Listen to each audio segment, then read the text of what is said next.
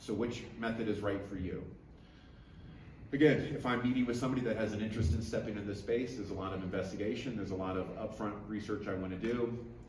Again, I think vetting somebody is crucial in general. Again, if they can't sit in a room by themselves for 10 minutes and breathe without their cell phone, they are not going to be able to land this experience. You are absolutely going to destabilize that person. And I say, if you have not built some level of scaffolding, some foundation for them to land on, it's going to be a brutal landing.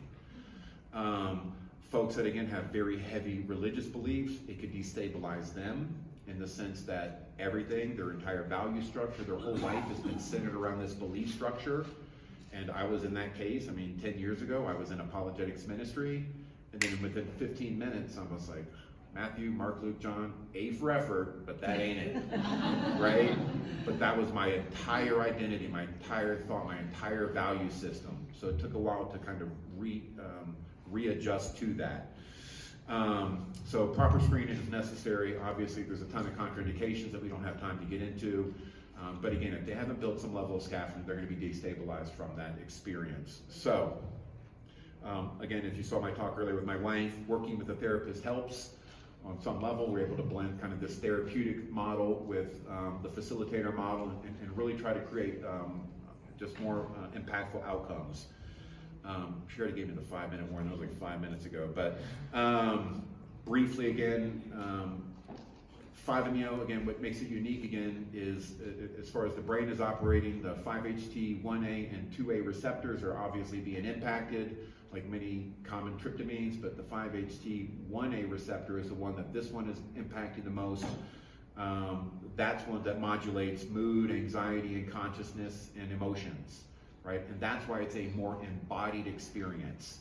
And when I mean embodied, again, you can talk about unity consciousness, one with everything, unconditional love, but most people have read about it, they've created like this analyzation of it, understand it conceptually, but when you embody it for 15 minutes, embody it, and you are that, it's like 1,000,000x. And again, I read about it till I thought I knew everything about it until I experienced it, and I'm like, you know nothing.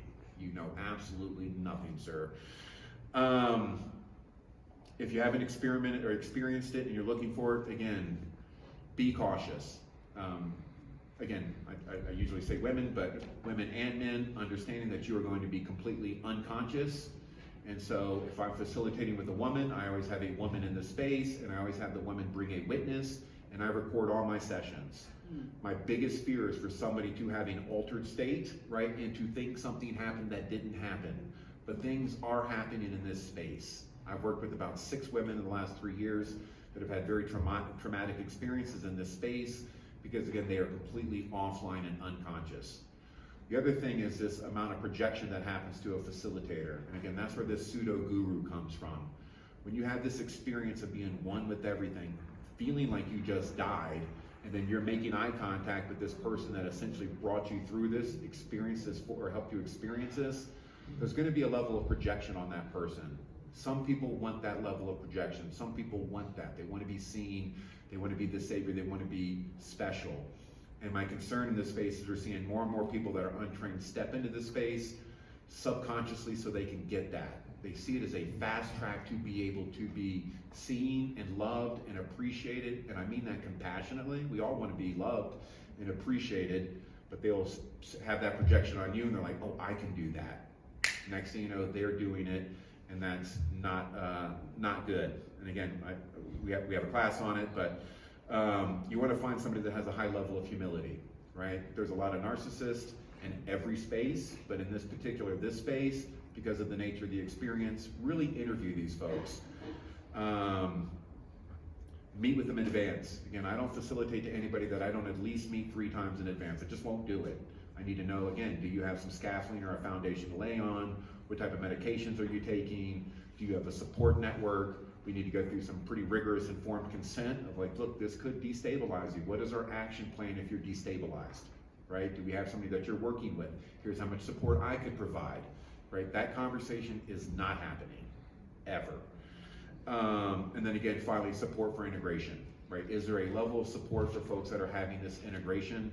It is unique integration. We have an integration course, and one of our first Volunteers was a 5 MEO experience, and I'm like, this is going to be tricky. Because it's not your traditional psilocybin or MDMA or ayahuasca integration, in the sense that there is no visual to kind of start with and kind of connect to and then start working through it. It's just this embodied experience. So do they have support for integration, and can you provide that? If not, how do you help them get that support for integration? Okay, I talked as fast as I possibly can. I'm sweating. Questions?